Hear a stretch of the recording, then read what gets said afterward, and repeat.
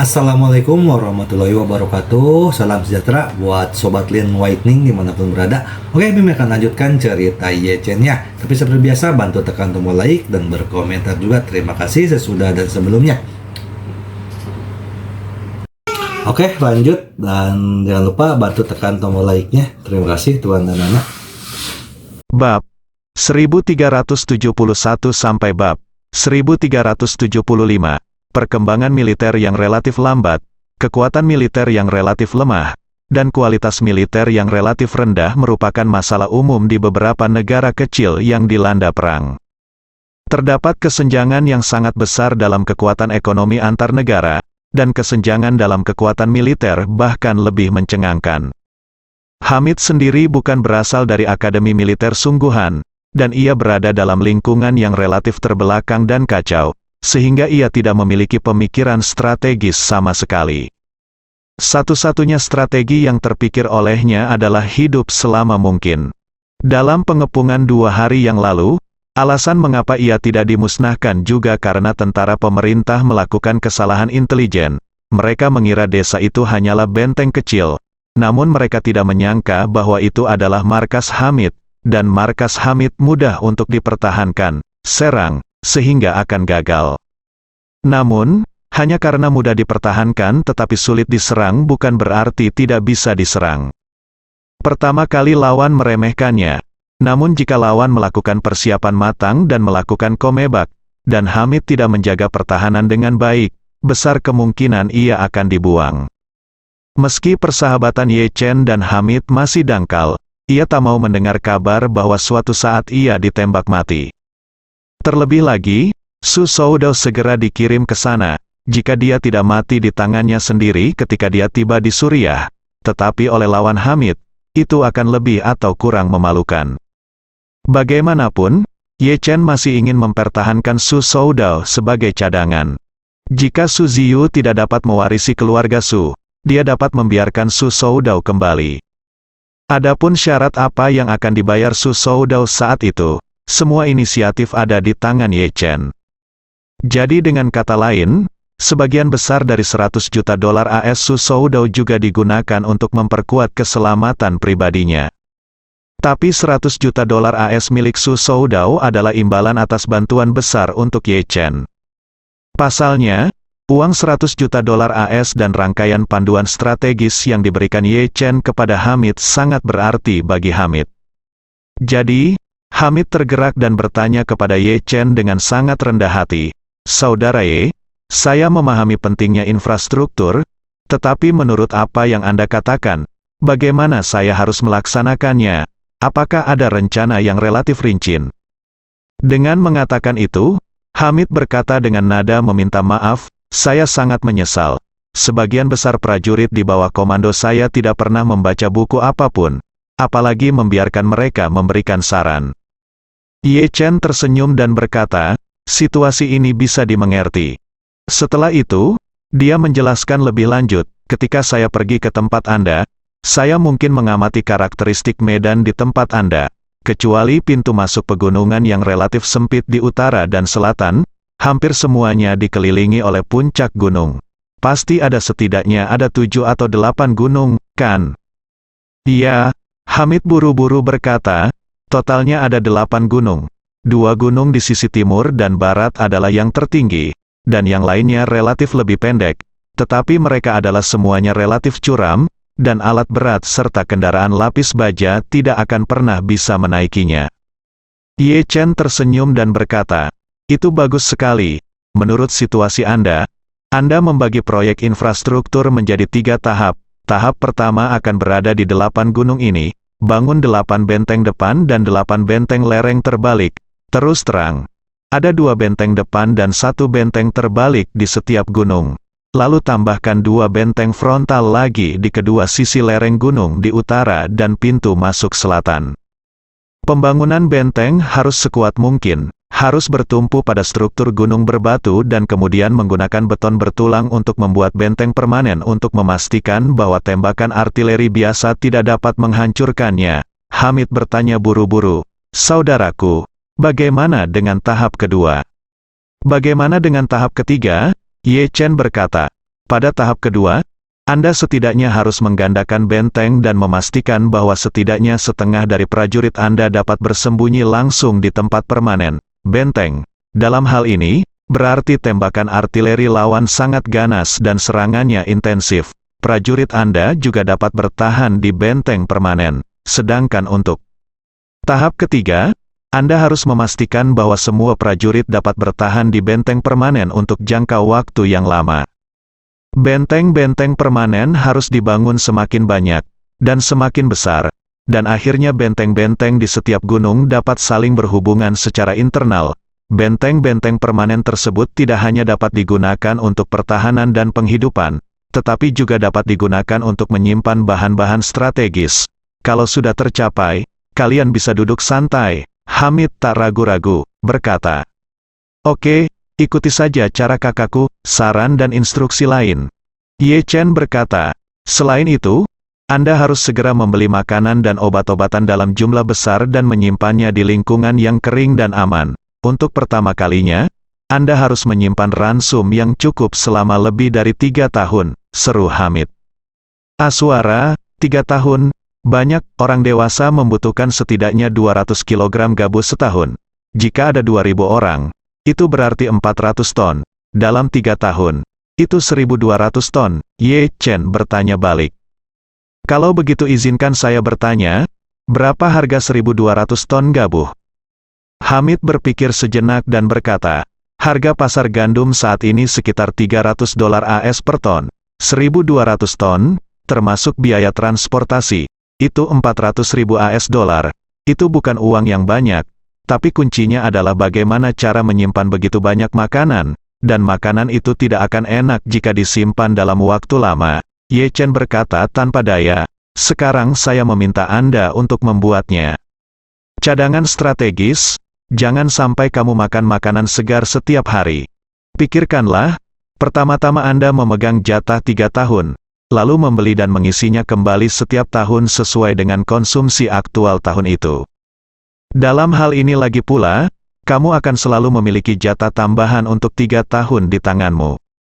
Dan selama biji-bijian disimpan dengan benar, biji-bijian tersebut tidak akan rusak setelah 3 tahun. Iklim di Timur Tengah relatif kering dan lebih mudah untuk diawetkan. Dengan cara ini, Anda dapat mengganti kumpulan biji-bijian terlama dengan kumpulan biji-bijian baru setiap 2 tahun sekali. Dengan menggunakan metode ini, Anda dapat memastikan bahwa makanan yang disimpan di tangan Anda tidak akan melebihi 3 tahun. Sekali lawan tidak dapat mengalahkan Anda, bersiap untuk mengepung Anda, dan menjebak Anda sampai mati. Bahkan jika Anda tidak dapat mengangkut makanan apapun, Anda masih dapat membawanya. 3 tahun. Saat dia berbicara, Ye Chen menyimpulkan, prinsip yang sama berlaku untuk senjata, amunisi, dan obat-obatan. Persediaan lebih banyak dan buat rencana untuk rotasi siklus. Anda harus memiliki cadangan strategis di tangan Anda untuk mencegah orang lain mengikuti Anda setiap saat Anda berperang dalam perang yang berkepanjangan. Hamid tiba-tiba menyadarinya dan berseru, saudaraku, saya mengerti, langkah ini sangat luar biasa. Ye Chen berkata tanpa daya. Apa yang luar biasa? Prinsip ini, di Tiongkok kita, membaca siapapun yang telah lulus sekolah dasar tahu bahwa Anda datang untuk belajar di Tiongkok. Jadi mengapa Anda tidak belajar lebih banyak tentang sejarah Tiongkok? Hamid berkata dengan malu dan malu. Hei, saya terutama ingin pergi ke China untuk mendapatkan emas dan berlatih bahasa Mandarin dengan baik. Saya benar-benar mengabaikan aspek lainnya. Setelah mengatakan itu, dia langsung berkata, saudaraku, saya mengerti. Maksudmu, yang utama adalah mengerahkan segala upaya untuk menggunakan $100 juta AS untuk memperkuat pertahanan. Tidak hanya pertahanan yang harus diperkuat, bahan pertahanan juga harus dipersiapkan dengan baik. Jangan khawatir, saya akan mengatur agar masyarakat membeli makanan, amunisi dan obat-obatan, dan juga membeli beberapa peralatan infrastruktur dan bahan bangunan. Ye Chen bersenandung dan berkata, dalam hal ini, masalah pertahanan dan perbekalan pada dasarnya dapat diselesaikan. Namun, ada masalah lain yang kamu harus segera menanganinya. Mendengar Ye Chen mengatakan bahwa dia masih memiliki masalah yang harus segera diselesaikan, Hamid buru-buru bertanya, "Saudaraku, masalah apa yang kamu bicarakan?" Ye Chen berkata, "Saya pergi ke tempat Anda terakhir kali dan menemukan bahwa Anda pangkalan sekarang bergantung pada generator diesel yang menghasilkan listrik." "Iya," Hamid berkata, "generator diesel cukup nyaman digunakan, tetapi biayanya agak tinggi." Ye Chen berkata, "Ini tidak sedikit tinggi, tetapi cukup tinggi, dan biayanya setidaknya sama tinggi dengan batu bara, listriknya beberapa kali lipat." Hamid buru-buru berkata, "Saya telah menerapkan strategi penghematan listrik di sini. Pada dasarnya, tidak ada listrik yang digunakan pada siang hari dan lebih sedikit listrik yang digunakan pada malam hari. Tentara biasa hanya menggunakan listrik untuk penerangan. Jadi konsumsi listrik secara keseluruhan tidak tinggi. Memang tinggi, tetapi biayanya dapat diterima." Ye Chen membalas, "Anda tidak perlu memikirkannya untuk waktu yang lama. Jika Anda memiliki lebih dari selusin atau bahkan lusinan benteng di masa depan, masing-masing benteng perlu menyediakan sistem tenaga yang sesuai di dalamnya, untuk memastikan penerangan, ventilasi, komunikasi, dan bahkan memasak di dalam benteng. Jika ini adalah dalam hal ini, pembangkit listrik tenaga diesel Anda tidak akan dapat menyuplai sama sekali, dan jika Anda menjalankannya dengan daya penuh, biaya konsumsi bahan bakar akan sangat tinggi." Hamid mendengar ini lalu, saya berseru, "Oh, saya sebenarnya lupa ini. Tetapi, saya tidak punya solusi yang baik sekarang. Tentara pemerintah tidak dapat memberi saya listrik, dan saya tidak memiliki kemampuan untuk membangun pembangkit listrik tenaga panas. Jadi saya hanya dapat menggunakan generator diesel untuk menghasilkan listrik untuk mengatasi masalah listrik." Ye Chen berkata, "Meskipun Anda tidak memiliki kemungkinan untuk mengembangkan tenaga panas, Anda dapat mencoba mengembangkan pembangkit listrik fotovoltaik timur tengah sendiri memiliki cukup sinar matahari, dan meskipun biaya konstruksi pembangkit listrik fotovoltaik relatif tinggi, biaya penggunaan selanjutnya rendah dan biaya pemeliharaan bahkan lebih rendah. Anda hanya perlu menginvestasikan 2 hingga 3 juta dolar AS sekaligus untuk membangun beberapa set pembangkit listrik tenaga surya yang dioperasikan secara independen yang kemudian disimpan oleh baterai sistem. Anda dapat sepenuhnya menghilangkan bahan bakar pembangkit listrik, dan listrik yang dihasilkan setiap hari cukup untuk digunakan secara normal oleh 2.000 tentara Anda. Panel surya untuk pembangkit listrik fotovoltaik dapat ditempatkan langsung di atap, atau di lereng bukit dekat benteng lereng terbalik bagian dalam, yang juga dapat mencegah kerusakan musuh, dan kemudian meletakkan genset diesel Anda di ruang bawah tanah yang aman, dan hanya merawatnya di waktu biasa, dan kemudian memulai kembali untuk menyediakan pasokan listrik darurat dalam keadaan darurat, sehingga Anda memiliki 2 sistem pasokan listrik. Berbicara tentang ini, Ye Chen berkata dengan sungguh-sungguh, apapun, selama itu ada hubungannya dengan perang, harus dilakukan dengan baik. Rencana darurat, jika set ini gagal, segera ubah ke set lain. Hanya dengan cara ini peluang untuk bertahan hidup dapat ditingkatkan. Sejujurnya, sebagian besar bawahan Anda tidak memiliki tingkat pendidikan apapun, dan Anda sendiri memilikinya tidak mempelajari urusan militer secara sistematis. Jadi tim Anda landasan teori sendiri memiliki banyak kekurangan. Jika Anda tidak memaksakan diri untuk berpikir lebih banyak dan belajar lebih banyak, akan sulit untuk bertahan dalam perang yang terus-menerus. Hamid juga menyadari pentingnya. Ye kata-kata Chen, segera berkata, adikku mengingatkanmu, saya harus memperkuat pengetahuan saya di bidang ini di masa depan, dan berusaha untuk meningkatkan diri dengan cepat. Setelah selesai berbicara, dia buru-buru berkata, saya juga akan mulai mengerjakan pembangkit listrik fotovoltaik sesegera mungkin. 100 juta dolar AS ini adalah jumlah uang yang sangat besar, dan banyak masalah dapat diselesaikan dengan mudah. Di masa depan, saya akan melakukan yang terbaik untuk meningkatkan dan mengubah semua aspek, dan saya pasti akan memenuhi harapan saudara saya. Ekspektasi, melihat sikap Hamid yang benar, Ye Chen pun sedikit lega. Ia tak berani mengharapkan Hamid menjadi pangeran atau perdana menteri sekarang. Kemudian, Ye Chen memikirkan sesuatu dan bertanya lagi, ngomong-ngomong, orang-orang di bawah komando Anda belum pernah membaca buku apapun. jika Anda benar-benar ingin mereka mengoperasikan peralatan infrastruktur untuk membangun benteng, dapatkah orang-orang ini melakukannya? Hamid. Tanpa ragu-ragu, dia berkata, jelas tidak mungkin mengandalkan sekelompok orang di bawah saya. Saya marah ketika menyebutkan hal ini. Saya meminta mereka untuk menggali ruang bawah tanah sebelumnya. Jika 10 di antaranya digali, 8 di antaranya akan dihancurkan. Saya berharap mereka membangun benteng permanen. Saya pikir itu sama sekali tidak mungkin. Saat dia berbicara, dia tersenyum dan berkata, tetapi saya hanya mengenal seorang teman yang bekerja di industri konstruksi di Irak dan memiliki banyak pekerja konstruksi di bawahnya. Dan dia sudah lama terbiasa dengan hari-hari perang di Irak. Ya, selama hadiahnya cukup, mereka tidak akan menolak bahkan jika mereka pergi ke bulan untuk menggali lubang. Saya akan segera menghubunginya dan memintanya untuk mengirim seseorang ke sana secepat mungkin.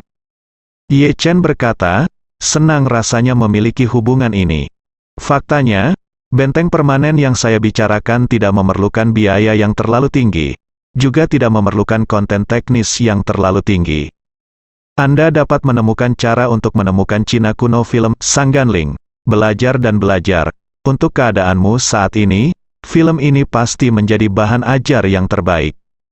Karena yang kamu hadapi sekarang adalah peperangan dataran tinggi, senjata dan perlengkapannya tidak jauh berbeda. Asal kamu bisa membuat yang bagus, manfaatkan keunggulan ketinggian dari dataran tinggi.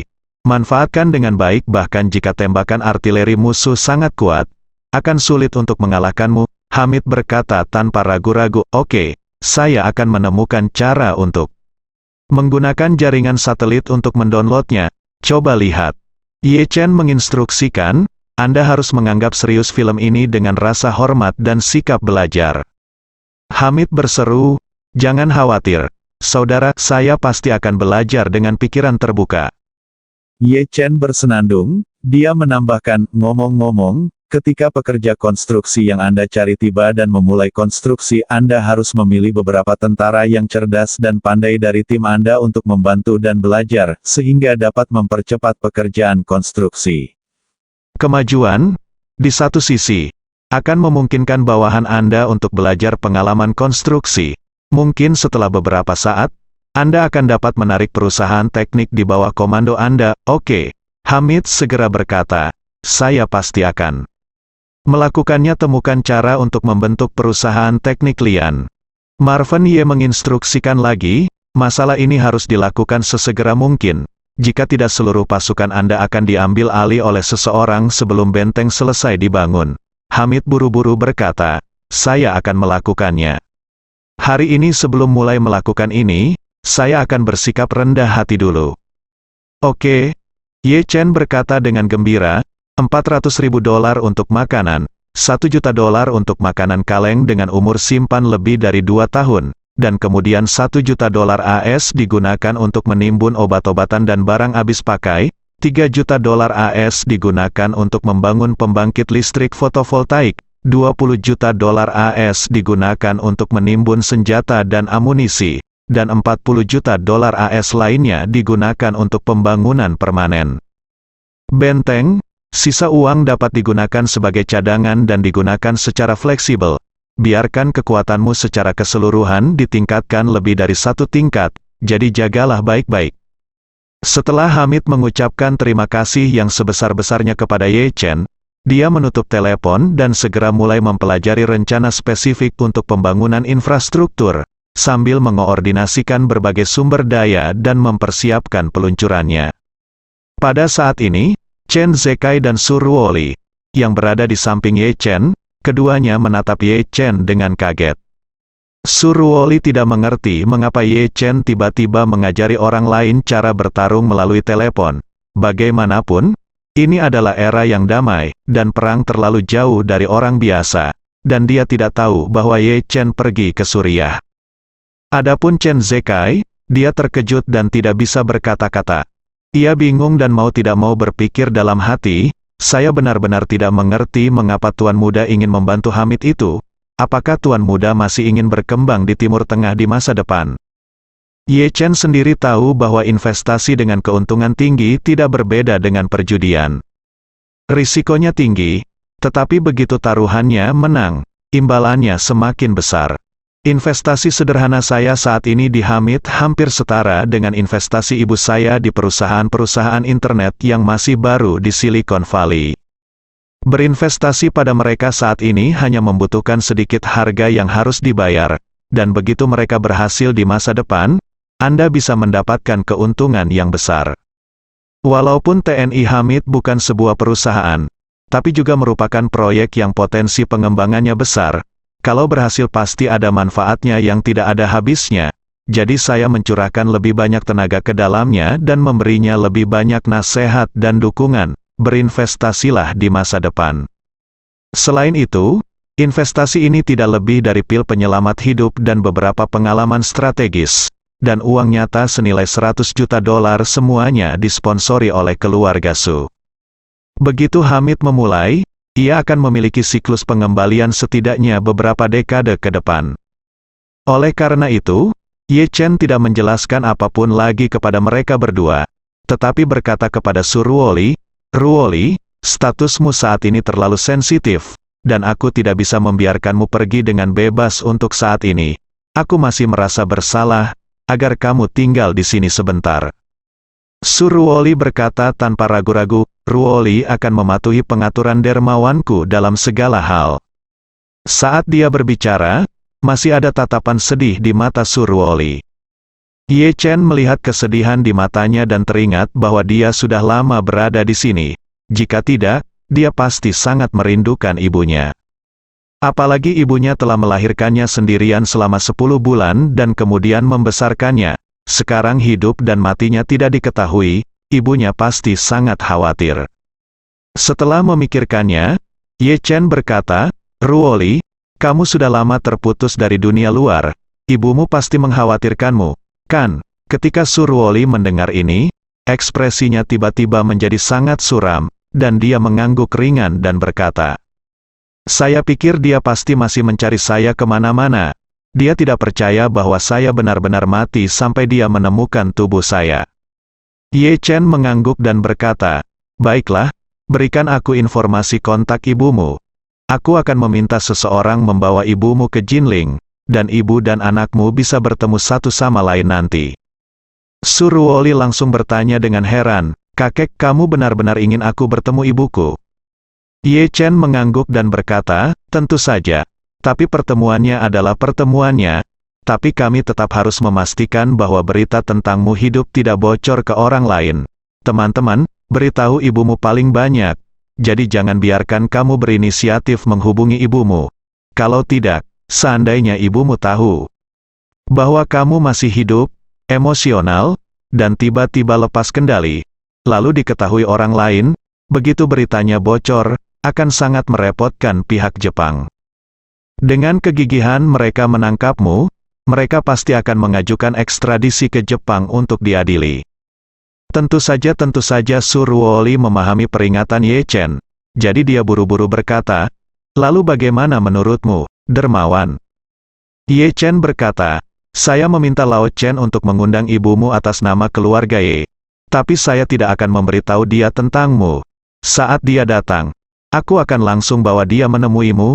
Bagaimana menurutmu?"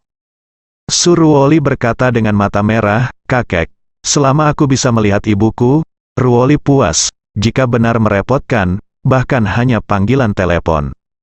Ye Chen berkata sambil tersenyum, "Lebih terkendali membiarkan ibumu datang ke Jinling tanpa mengetahui bahwa kamu masih hidup. Jika dia punya cukup waktu, dia bisa tinggal di sini bersamamu untuk sementara dan menyatakan kepada dunia luar bahwa dia datang untuk membahas kerjasama dengan saya. Lagi pula, saya mendengar bahwa ketika Anda mengalami kecelakaan, keluarga He sepenuhnya menentang keluarga Su, dan datang kepada saya untuk membahas kerjasama saat ini akan tidak menimbulkan kecurigaan orang lain." Su Ruoli mengangguk dan berkata dengan penuh semangat, "Terima kasih dermawan. Maka semuanya akan diatur dengan kerja keras." Ye Chen memandang Chen Zekai, dan memerintahkan, "Chen tua, Anda akan menuliskan informasi kontak Ibu Ruoli sebentar lagi, dan berkomunikasi dengannya atas nama keluarga Ye terlebih dahulu untuk mengetahui apakah dia jika dia tidak tertarik untuk bekerja sama dengan saya, Katakan saja padanya bahwa tuan muda dari keluarga Ye ingin berbicara dengannya tentang berurusan dengan keluarga Su bersama-sama. Chen Zekai buru-buru berkata, "Baiklah. Tuan muda, kami akan menerapkan masalah ini nanti." Ye Chen menoleh untuk melihat Su Ruoli, dan berkata, "Ruoli, berikan Lao Chen informasi kontak Anda, dan kemudian kembali ke kamar Anda untuk beristirahat, oke?" Kota gurun timur laut saat ini. Kota kecil ini adalah salah satu tempat terdingin di Tiongkok. Meski sudah akhir Januari, suhu terendah di Mokeng masih mencapai -17 atau 18 derajat Celcius, hampir sama dengan suhu freezer di lemari es. Saat musim dingin terdingin, suhu di sini bisa mencapai -50 derajat. Keluarga He, salah satu dari 4 keluarga seni bela diri utama di Tiongkok, berakar di kota tingkat kabupaten dengan populasi kurang dari 100.000 jiwa. Nenek moyang keluarga He tidak lahir dan besar di Mokeng. Mereka berasal dari semenanjung Jiaodong, pada masa dinasti Ming dan Qing. Mereka adalah keluarga seni bela diri yang relatif terkenal di semenanjung Jiaodong. Nenek moyang mereka selalu mencari nafkah dengan menjalankan lembaga pendamping dan sekolah seni bela diri. Namun keluarga He pada saat itu kebanyakan berlatih pencaksilat, sehingga masih jauh dari level keluarga pencaksilat.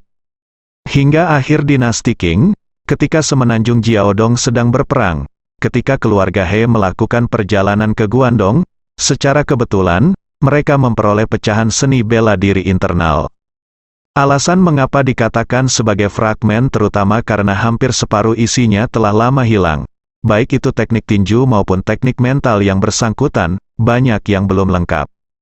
Namun meski begitu, setelah keluarga He pindah ke timur laut, mereka masih mengandalkan seni bela diri internal yang tidak lengkap ini untuk menaikkan pangkat keluarga seni bela diri. Terlebih lagi, metode tinju internal yang diperoleh keluarga He memiliki banyak kekurangan, sehingga ketika keluarga He berlatih keras, sering terjadi gangguan kekuatan internal dan aliran balik meridian. Jika hal ini terjadi, ia akan terluka parah selama beberapa bulan, atau lebih buruk lagi, seni bela diri tidak akan ada gunanya, dan akibatnya banyak junior yang akan mati. Maka keluarga He secara bertahap menemukan solusinya, yaitu dengan mempraktekkan metode tinju internal ini sebanyak mungkin di tempat yang sangat dingin. Cuaca yang sangat dingin membantu mengendalikan kekuatan internal dengan lebih baik, sehingga mengurangi kemungkinan kecelakaan. Karena itu, keluarga He pindah ke Mokeng, tempat terdingin di Tiongkok, beberapa dekade lalu, dan kemudian berakar di sini. Su Ruoli menghabiskan masa kecilnya dan seluruh masa remajanya di sini, dan ibunya, He Yingxiu, tinggal di sini setelah tangannya patah untuk menyelamatkan Su Soudao, dan jarang meninggalkan Mokeng. Namun, selama beberapa waktu terakhir, He Yingxiu menghabiskan hampir separuh waktunya di luar. Awalnya, ketika Su Ruoli baru saja ditangkap di Jepang, dia mendengar Su Soudao berkata bahwa dia ingin menyelamatkan Su Ruoli, jadi dia pergi ke Jepang untuk menemui Su Ruoli sendiri, dan menyuruhnya untuk tenang dan menunggu dia kembali ke rumah. Tanpa diduga, berita hilangnya Su Ruoli dan pengkhianatan keluarga Su terhadap Su Ruoli segera menyusul. Sejak itu, He Yingxiu menghabiskan sebagian besar waktunya di Jepang untuk mencari keberadaan Su Ruoli. Meskipun dia tahu itu adalah jarum di tumpukan jerami, dia tetap berusaha sekuat tenaga untuk mencarinya di Tokyo dan sekitarnya untuk waktu yang lama, dan kemudian menghabiskan banyak uang untuk menyewa kapal SAR untuk mencari di perairan Jepang, dan bahkan pergi ke wilayah pesisir domestik untuk mencari. Tetapi dia tidak pernah menemukan petunjuk yang relevan. Kemarin lusa, dia baru saja kembali dari pantai Tenggara. Kali ini dia berkeliling di beberapa kota pelabuhan utama. Namun dia masih belum mendengar kabar adanya orang yang menyelundupkan ke darat. Dia tahu betul bahwa semakin lama waktu berlalu, semakin kecil kemungkinan Su Ruoli akan bertahan. Jadi, dia berdiskusi dengan ayahnya, He Hongsheng, dan berencana mengumpulkan dana lagi, lalu pergi ke daerah pesisir semenanjung Jiaodong untuk mencari apakah dia dapat menemukan keberadaan Su Ruoli. Mengenai hal ini, He Hongsheng, kepala keluarga He dan ayah He Yingxiu, tampak sedikit malu, dan berkata, Ying Xiu, kakak tertuamu berbicara denganku selama beberapa hari kamu pergi ke pantai Tenggara. He Hongsheng menghela nafas, dan berkata, untuk menemukan Ruoli, keluarga He kami telah mengirimkan lebih dari setengah tenaga kerja dan menghabiskan 100 atau 2 juta yuan untuk berbagai pengeluaran, dan masih belum ada kabar, yang mana menunda anak-anak ini. Jangan bicara tentang latihanmu, keluarga He kita sekarang telah berbalik melawan keluarga Su dan kehilangan sumber pendapatannya. Jika kita terus mencarinya, kesenjangan ekonomi akan semakin besar. Berbicara tentang ini, He Hongsheng melanjutkan tanpa daya. Ini adalah bahan obat yang disiapkan untuk dipraktikkan oleh anak-anak, biayanya 3 hingga 5 juta yuan sebulan. Dengan begitu banyak orang dan begitu banyak mulut untuk makan dan minum, biayanya bahkan lebih tinggi. Meskipun saya benar-benar ingin menemukan Ruoli, tetapi jika Anda terus mencari seperti ini, sebagai kepala keluarga, saya tidak bisa menjelaskannya kepada orang lain. He Ying Xiu menundukkan kepalanya sedikit. Dia juga tahu di dalam hatinya bahwa keluarga He tidak dapat terus berinvestasi untuk menemukan Su Ruoli, cucu mereka. Bagaimanapun, keluarga He secara keseluruhan bukanlah keluarga kaya, dan pengeluaran sehari-hari sangat besar. Dia sudah merasa bersalah karena menginvestasikan banyak uang untuk menemukan Su Ruoli beberapa waktu lalu. Meskipun dia mencintai putrinya dan ingin menemukannya dia sesegera mungkin, dia tidak tahan seret keluarga He ke dalam rawa. Jadi, dia berkata kepada He Hongsheng, Ayah, saya mengerti apa yang kamu katakan. Kalau tidak, saya akan pergi dan menemukannya sendiri. Saya juga tahu bahwa menemukan seseorang seperti mencari jarum di tumpukan jerami. Kami mempekerjakan begitu banyak orang dan begitu banyak kapal sebelumnya, dan biaya per hari puluhan juta, tetapi kami masih belum dapat menemukan petunjuk apapun. Apa gunanya pergi sendiri, He? Ying Xiu tiba-tiba terdiam. He Hongsheng ragu-ragu sejenak, dan berkata tanpa daya, jika kamu tidak bisa melakukannya, kamu bisa pergi ke Su Soudao. Jika Li dikhianati oleh keluarga Su mereka, bahkan jika dia tidak berpartisipasi secara langsung di dalamnya, dia masih punya untuk memikul tanggung jawab tertentu. Kami tidak ingin bertengkar dengan mereka sekarang, siapa yang benar atau salah, biarkan mereka mengalokasikan sejumlah dana dan sumber daya untuk menemukan Ruoli terlebih dahulu. He Ying Xiu berkata dengan ekspresi yang rumit, Ayah, aku tidak ingin bertemu Su Soudao lagi. He Hongsheng bertanya dengan heran, apakah masalah Ruoli dengan keluarga Su ini baru saja selesai? He Ying Xiu tersenyum pahit dan berkata, Su Soudao hanyalah boneka yang bisa datang dan pergi oleh lelaki tua dari keluarga Su dalam sekejap. Dia tidak bisa menyelesaikan masalah apapun. Terlebih lagi, lelaki tua Su memiliki perilaku yang dingin dan kejam. Du Haiking adalah wanita muda kedua dari keluarga Du. Orang tua itu bahkan tidak akan membiarkannya pergi. Jika kita pergi ke keluarga Su untuk meminta penjelasan, aku khawatir itu akan melibatkan seluruh keluarga He. He Hongsheng menghela nafas tak berdaya. Ketidakberdayaan keluarga Su memang jauh di luar pengetahuan saya. Sekarang reputasi Su Chengfeng telah benar-benar hancur. Saya khawatir dia akan berperilaku di masa depan. Itu akan semakin rusak. Saya harus menjaganya wajahku sedikit sebelumnya. Tapi aku mungkin benar-benar tidak tahu malu di masa depan. Setelah itu, dia menambahkan, sekarang kami telah putus dengan keluarga Su dan kehilangan sumber pendapatan terbesar kami. Kami masih harus melakukannya secepatnya sebanyak mungkin. Kita harus mencari master baru. Meskipun keluarga pencaksilat memiliki reputasi yang hebat, mereka tidak memiliki kemampuan untuk menghasilkan uang. Mereka hanya dapat mengandalkan keluarga besar yang bersedia mengeluarkan uang. Bagaimana pendapat Anda tentang ini? He Ying Xiu menggelengkan kepalanya. Berkata, Ayah, sejujurnya, yang saya pikirkan setiap hari adalah Ruoli. Dan saya tidak dapat berkonsentrasi pada hal lain sama sekali. Saya berlarian di luar akhir-akhir ini, dan saya tidak melakukannya. Bahkan punya tenaga untuk memikirkan apa yang harus dimakan untuk makan. Setiap kali saya merasa lapar sampai kelelahan, saya akan menemukan restoran terdekat dalam pandangan saya, dan kemudian mengisi perut saya secepat mungkin. Setelah mengatakan itu, dia membungkuk meminta maaf dan berkata, "Ayah, saya tidak dapat membantu Anda mengatasi kekhawatiran Anda selama periode ini, jadi mohon bersabarlah." He Hongsheng mengangguk dan menghibur, "Anda tidak perlu menyalahkan dirimu terlalu banyak. Aku memahami hal semacam ini dengan sangat baik." Pada titik ini, dia tidak bisa menahan nafas. Dia menarik napas dan berkata, "Hanya saja kamu adalah satu-satunya di keluarga yang melihat sesuatu secara relatif mendalam. Kakak laki-lakimu dan adik laki-lakimu memiliki anggota tubuh yang kuat dan pikiran yang sederhana dalam hal pelatihan seni bela diri.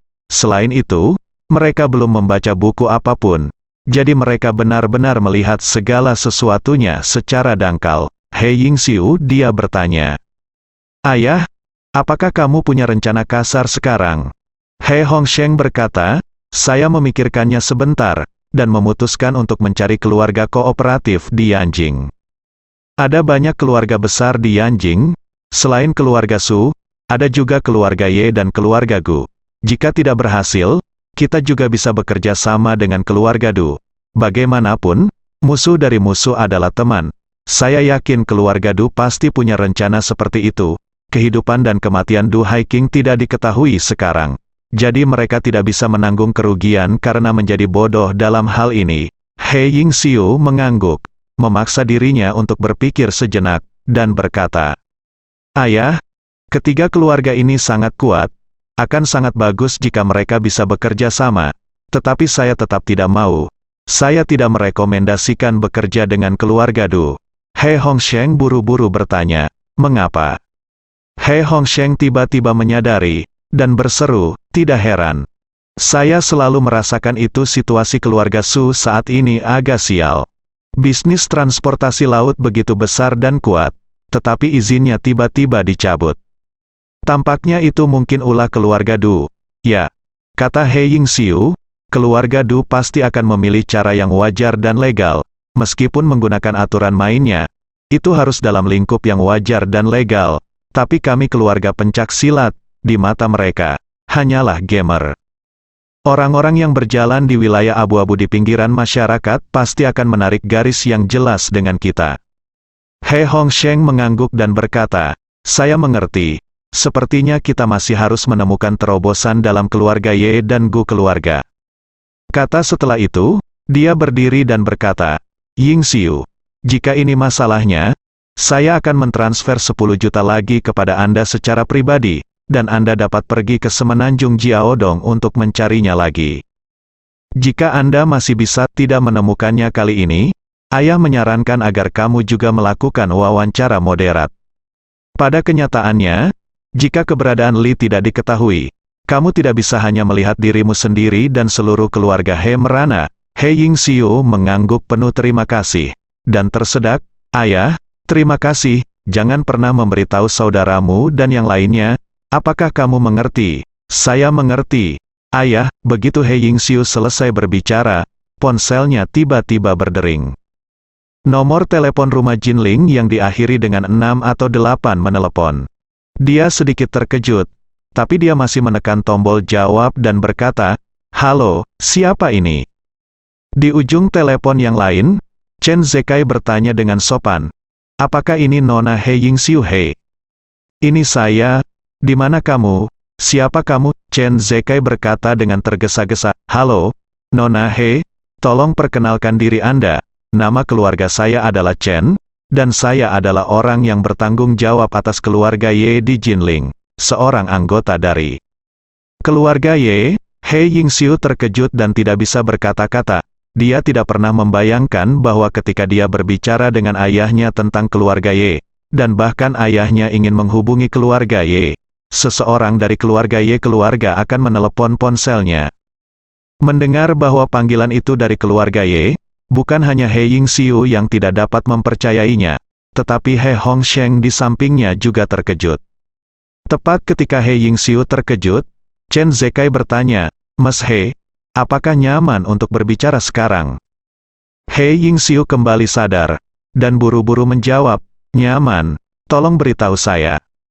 "Tuan muda kami, saya ingin mengundang Nona He untuk bertemu dan ngobrol. Saya ingin tahu apakah Nona He punya waktu." Bertemu dan ngobrol, He Yingxiu bertanya dengan bingung.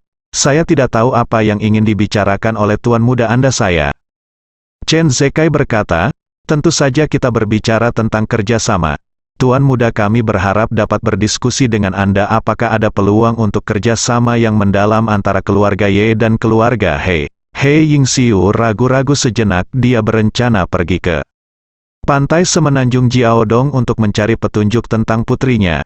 Saat ini, saya benar-benar tidak berniat mendiskusikan kerjasama dengan tuan muda dari keluarga Ye.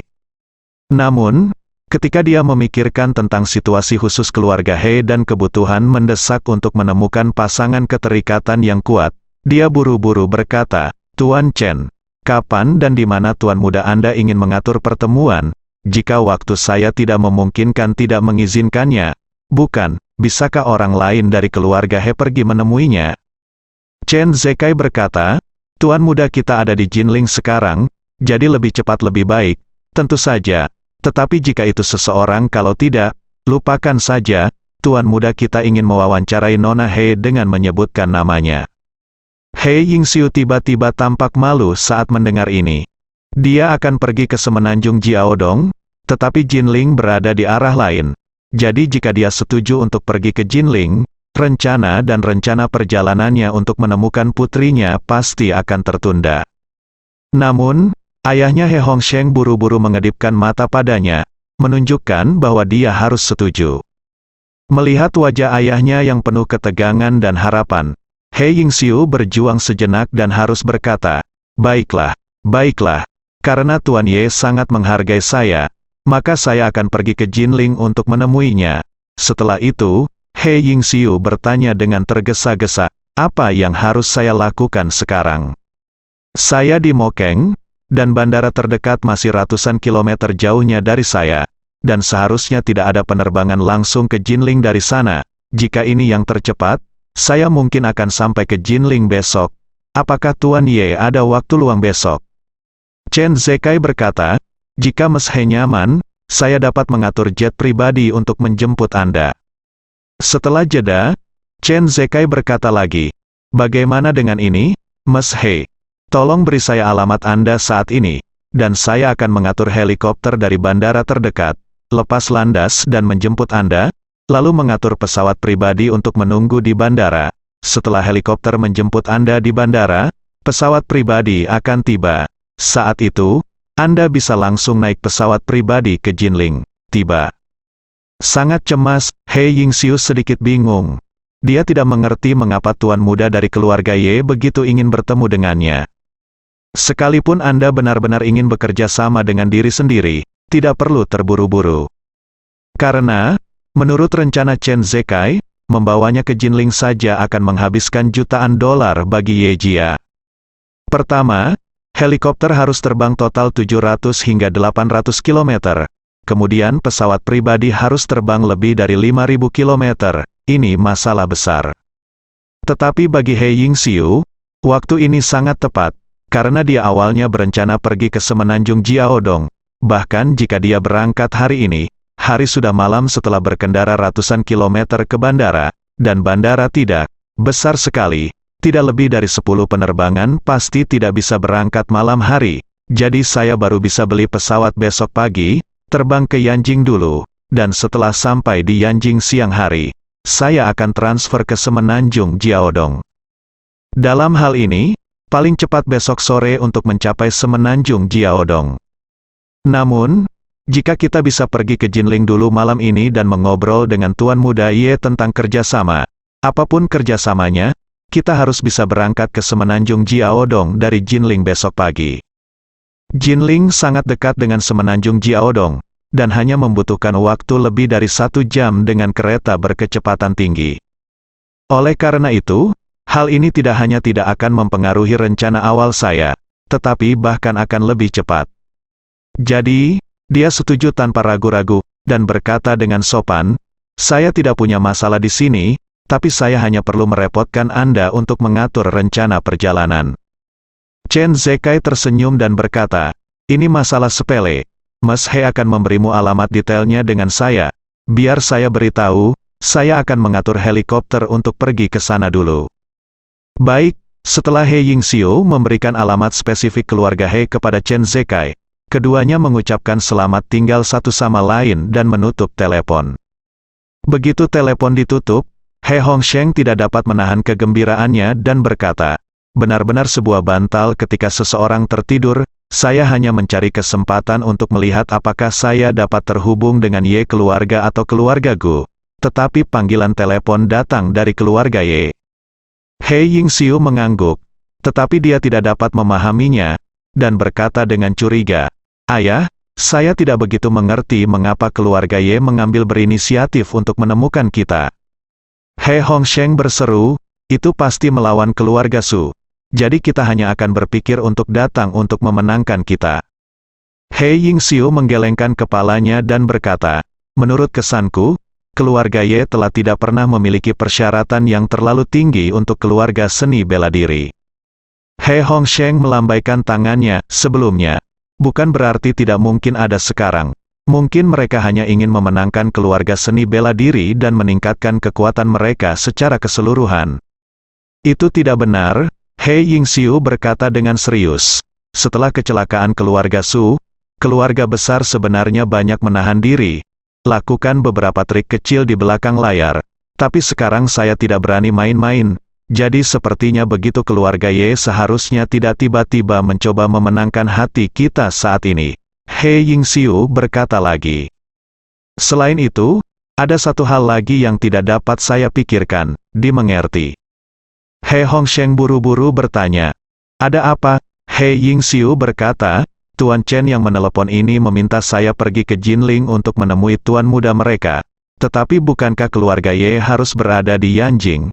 Bahkan jika mereka memiliki kekuasaan di Jinling, tetapi dilihat dari ukuran Jinling, kota tingkat kedua ini seharusnya tidak membutuhkan tuan muda dari keluarga Ye, kan?" He Hongsheng mengerutkan kening, dan bertanya padanya, "Apakah menurutmu ada yang salah dengan ini?" He Yingxiu menggelengkan kepalanya, berkata, "Saya bisa jangan bicara tentang selingkuh. Menurutku itu aneh, sepertinya tidak masuk akal, dan bahkan jika keluarga Ye ingin berbicara dengan kami, mereka tidak akan menemukanku. Karena aku kehilangan lengan, pada dasarnya aku tidak punya apa-apa melakukan. Saya keluar untuk menunjukkan wajah saya, dan banyak orang bahkan tidak tahu identitas saya. Bagaimana mereka menghubungi saya secara langsung, dan bahkan menyebut nama saya, mengatakan bahwa tuan muda mereka hanya ingin bekerja sama dengan saya." He Hongsheng juga sedikit bingung, dan bergumam pada dirinya sendiri, kedengarannya benar-benar tidak masuk akal. "Mengapa kamu tidak menelepon kembali dan meminta klarifikasi?" He Yingxiu berpikir sejenak, dan berkata, "Lupakan, biarkan aku pergi dan lihatlah. Ini bukan jebakan kalau dipikir-pikir, dan aku benar-benar tidak bisa memikirkan siapapun yang dengan sengaja mencoba berurusan denganku." Kemudian, dia berkata, "Saat aku tiba di malam hari, aku akan bicaralah dengan tuan muda mereka dulu. Lalu coba bicarakan itu. Salah satu hasilnya. Jadi saya akan naik kereta berkecepatan tinggi pertama ke Jiaodong besok pagi, dan itu akan lebih cepat daripada jika saya langsung ke Jiaodong dari sini." "Iya." He Hongsheng mengangguk dan berkata, "Lalu apa yang terjadi?" "Hubungi saya tepat waktu," bersambung